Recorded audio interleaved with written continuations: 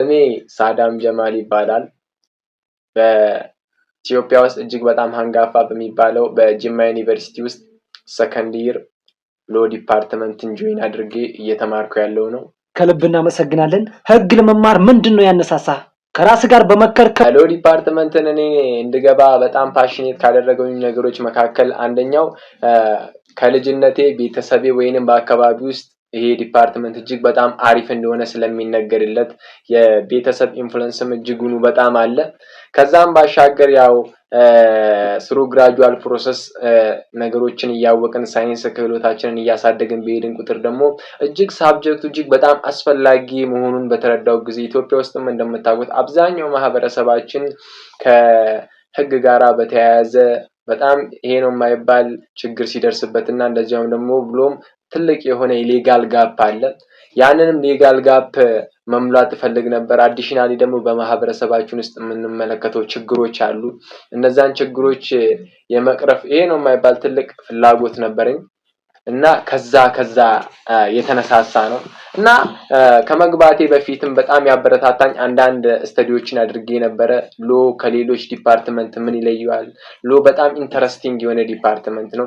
ይህ ዲፓርትመንት በጣም ኢንተረስቲንግ መሆኑ በውስጡ ያሉት ፊሎሶፊዎች ፍሰቶች እና የተለያዩ ገራሚ የሚያደርጉት ነገሮች ይሄንን ስኩል ጆይን እንዳደርግና በዚህ ስኩል ውስጥ አሪፍ የሆነ ፐርፎርማንስ ላደርግ ይችላል የሚለው ነገር ስላለ ለዛ ነው ጆይን ያደረኩት።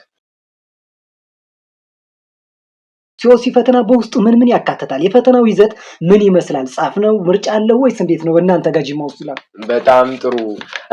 ሲኦሲ ብዙም ጊዜ ሎ ለመግባት እጅግ በጣም አስፈላጊ ነው። በጅማ ዩኒቨርሲቲ ውስጥ ብቻ ሳይሆን ኢን ኤኒ ኢትዮጵያን ዩኒቨርሲቲ ውስጥ በጣም ደግሞ ኢሴንሻል ቲንግ ነው። ምክንያቱም አንድ ተማሪ ዩኒቨርሲቲ ከገባ በኋላ ጂፒ አለ። ፈርስት ሴሚስተር ጂፒውን ይሰራል። ያ አንድ ፖይንት ነው። ሌላኛው ደግሞ ምን አለ? ኢንትራንስ ስኮር ያደረገው ፖይንት አለ።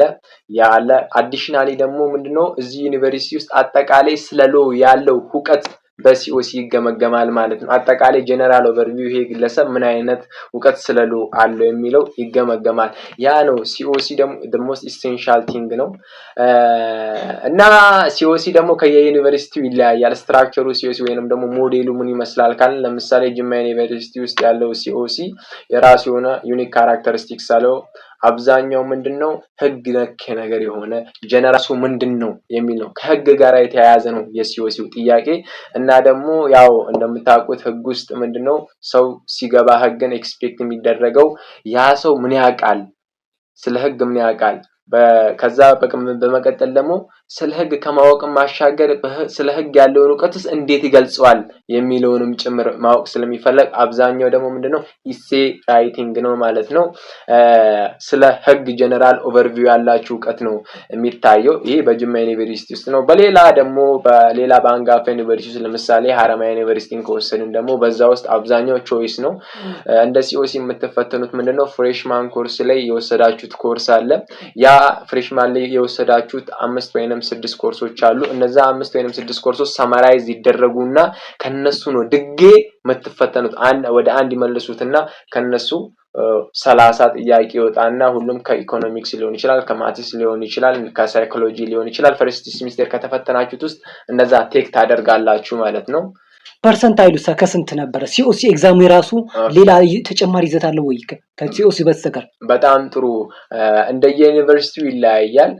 በአብዛኛው ዩኒቨርሲቲ ጊዜ ሲኦሲ የሚይዙት ሬንጁን የሚይዙት የሎ ዲፓርትመንት ለመግባት ለምሳሌ በጅማ ዩኒቨርሲቲ ውስጥ ከ30 ነው የሚታየው ማለት ነው። ከ30 ነው የሚታየው ስንል ኢንትራንስ አለ። ኢንትራንስ ጆይን ያደረጋችሁ ካለ እሱ ከ20 ነው ሬት የሚደረገው።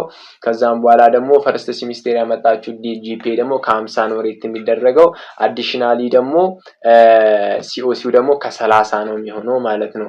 ግን በተለያዩ ዩኒቨርሲቲ ውስጥ ለምሳሌ በአርሲ ዩኒቨርሲቲን እንደ ኤግዛምፕል ብትወስዱ ምንድነው ኢንትራንስ የሚታየው ከ50 ነው። አዲሽናሊ ደግሞ ጂፒያችሁ የሚታየው ደግሞ ከ20 ደግሞ ሲኦሲ ይሆናል ማለት ነው። እና ይሄ የሚወስዱት የተማሪ ብዛትና ሲኦሲያቸውም ይለያያል ማለት ነው። ግን አብዛኞቹ ስኩሎች ከ30 በላይ ነው ሲኦሲ ሬት የሚደረገው። ፐርሰንታይል የሚይዘው ከ30% በላይ ነው ማለት ነው።